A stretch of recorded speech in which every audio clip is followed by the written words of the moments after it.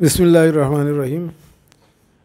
সুপ্রিয় এইচএসসি এবং আলিম জামাতের ছাত্রছাত্রীবৃন্দ, যারা পরীক্ষা দিবে অথবা যারা এখনও ফার্স্ট ইয়ারে অধ্যয়ন করছো, আপনাদের জন্য খুবই গুরুত্বপূর্ণ একটা বিষয় আমি আমার চ্যানেলে আপলোড দিচ্ছি ধারাবাহিকভাবে।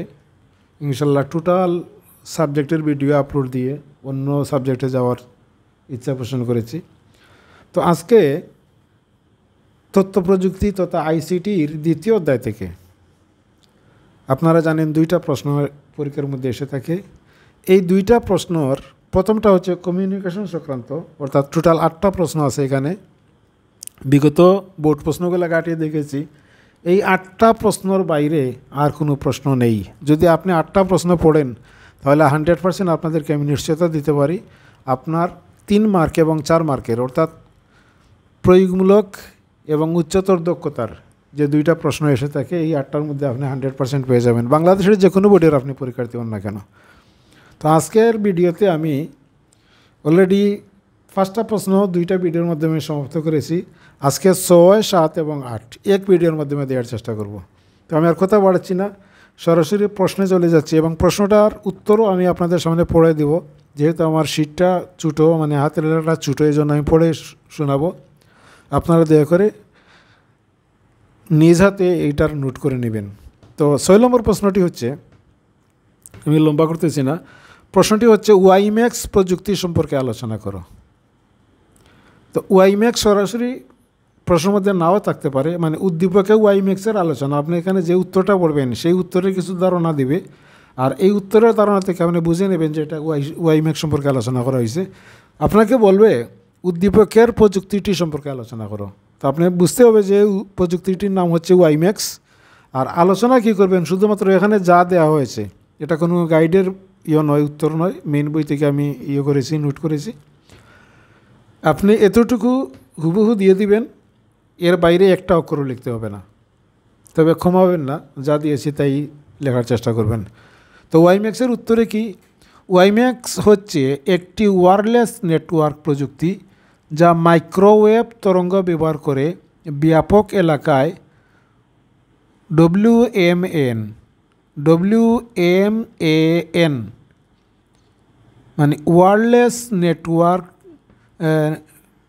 মেট্রোপলিটন ওয়্যারলেস, ডব্লিউ দিয়ে ওয়্যারলেস, এম দিয়ে হচ্ছে মেট্রোপলিটন এরিয়া নেটওয়ার্ক, ইন্টারনেট ও নেটওয়ার্ক সুবিধা দেয়।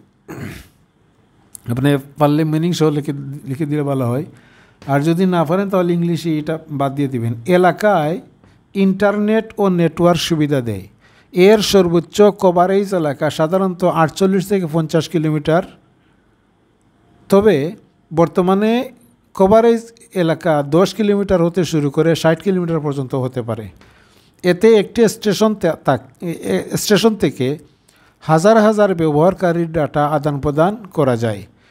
এর ডাউনলিঙ্ক গতি এবং আপলিঙ্ক গতি অপেক্ষাকৃত বেশি। এটি কোয়ালিটি অব সার্ভিসের নিশ্চয়তা দেয়। এর নিরাপত্তা ব্যবস্থা অপেক্ষাকৃত ভালো।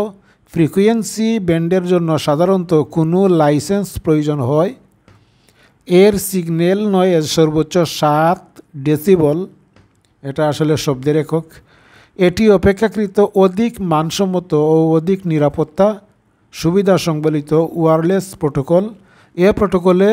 এ প্রোটোকলের ডেটা ট্রান্সমিশন রেট 30 থেকে 70 মেগাবিট পার সেকেন্ড, তবে স্থির ক্ষেত্রে 1 গিগাবিট পার সেকেন্ড পর্যন্ত হতে পারে। উদ্দীপকে এই জিনিসটারই আলোচনা করা হয়েছে বা সুন্দরভাবে উপস্থাপন করা হয়েছে, আপনি ফিনিশিংটা দিয়ে দিবেন। তো এই ছিল আপনার 6 নম্বর প্রশ্ন। 7 নম্বর প্রশ্নটি হচ্ছে,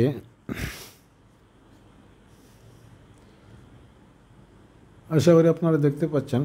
7 নম্বর প্রশ্নটি হচ্ছে ক্লাউড কম্পিউটিং প্রযুক্তি সম্পর্কে আলোচনা করো। যদি ক্লাউড কম্পিউটিং আসে তাহলে উত্তরে কী লিখবেন? শুধুমাত্র এখানে যা দিয়েছি সেগুলোই লিখবেন, আর বাইরে লেখার কোনো প্রয়োজন নেই।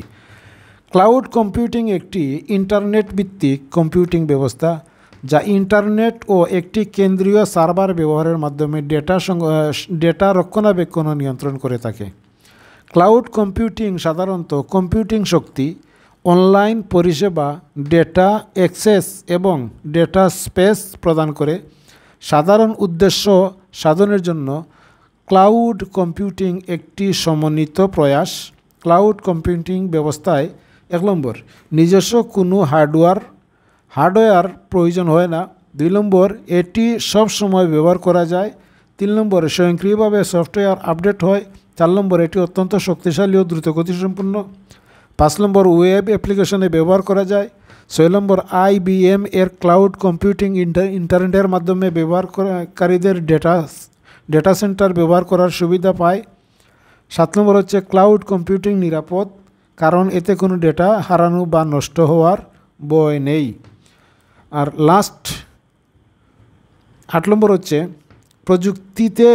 প্রযুক্তিতে স্টোরেজ, মেমোরি, প্রসেসিং এবং ব্যান্ডউইথ অনেক বেশি কার্যক্ষমতা সম্পন্ন হতে চাহিদা অনুযায়ী সফটওয়্যার, রিসোর্স ও তথ্যগুলো শেয়ার বা বিনিময় করা সম্ভব হয়। আশা করি আপনারা দেখতে পাচ্ছেন। এই ছিল আপনার 7 নম্বর প্রশ্ন। এ অধ্যায়ের প্রথম সৃজনশীলের লাস্ট প্রশ্নটি হচ্ছে 8 নম্বর প্রশ্ন। খুবই ছোট্ট একটা প্রশ্ন, যদিও ছোটো বেলা করবেন না, এটাও পরীক্ষার মধ্যে এসেছে বিভিন্ন বোর্ডে। প্রশ্নটি হচ্ছে সিমপ্লেক্স সম্পর্কে আলোচনা করো। মাত্র 4টা লাইন।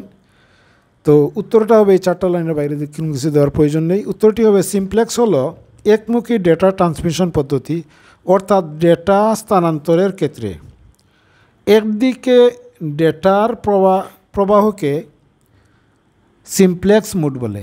এ পদ্ধতিতে একটি প্রেরক কম্পিউটার সবসময় অন্য কম্পিউটারে ডেটা পাঠাতে পারে এবং প্রাপক ডেটা গ্রহণ করতে পারে, কিন্তু প্রাপক কম্পিউটার কখনোই প্রেরক কম্পিউটারে ডেটা পাঠাতে পারে না। উদাহরণস্বরূপ হচ্ছে রেডিও, টিভি ইত্যাদি। তো এই ছিল আপনার ICT দ্বিতীয় অধ্যায়ের প্রথম সৃজনশীল প্রশ্নের 8টা প্রশ্ন। 3টা ভিডিওর মাধ্যমে অলরেডি আমি উপস্থাপন করেছি। এখন পরের ভিডিওতে আমি 6টা টপোলজি আপনাদের সামনে উপস্থাপন করব। এই 6টা টপোলজি থেকে একটা সৃজনশীল প্রশ্ন 100% পরীক্ষার মধ্যে এসে থাকে। আর কমিউনিকেশন ব্যবস্থা মানে এইখানে যে 8টা প্রশ্ন দিয়েছি, 8টা প্রশ্ন থেকে একটা সৃজনশীল প্রশ্ন এসে থাকে। তো বাকি প্রশ্নের উত্তর সহ যদি আপনারা পেতে চান তাহলে অবশ্যই আপনাদের করণীয় হবে চ্যানেলটি সাবস্ক্রাইব করা। তো আমি আশা করি অবশ্যই আপনাদের সামান্যতম হলেও উপকারে আসবে, কারণ 70-80টা সৃজনশীল পড়ার চেয়ে 7টা বা 8টা প্রশ্ন পড়ে যদি একটা সৃজনশীল প্রশ্ন কমন পাওয়া যায় তাহলে মন্দ কি। তো আজ আর দীর্ঘায়িত করব না, এখানে বিদায় নিচ্ছি। সকলের মঙ্গল কামনা করছি। চ্যানেলটি সাবস্ক্রাইবের প্রত্যাশা রেখে আজকের মতো বিদায় নিলাম। আসসালামু আলাইকুম রহমতুল্লাহ।